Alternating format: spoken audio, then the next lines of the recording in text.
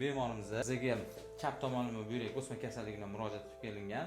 Ya'ni bular boshqa muammo bilan o'zlari klinikaga murojaat qilingan. Tekshiruv natijasida, ya'ni check-up qilingan natijasida chap tomonda buyrakda o'sma aniqlangan. Bundan so'ng bemorimiz bizga murojaat qilib kelingan, tekshiruv qog'ozlari bor. Natijasida haqiqatda buyrak o'smasi aniqlangan va bemorimizda robot assistent orqali operatsiya qilinib, buyrakni saqlagan holda o'sma olib tashlangan. Bemor o'zi bilan suhbat qursak bo'ladi. Xudo xolasa rezultatlarimiz juda yaxshi. Assalomu alaykum. Mana shu hozir Respublikanskiy urologik klinikada yotibmiz. Chap tomonda pochkamda o'simta aniqlandi. Biz ashta bizda operatsiya robot, avtomatik robot asosida operatsiya qilindi. Ikkinchi kun bugun operatsiya bo'lganimga sog' salomat mana oldilaringda yaxshi bo'lib turibman. Sho'ratakiga katta rahmat. Shu kishi yaxshi inson, tushunadigan insonlar ekan.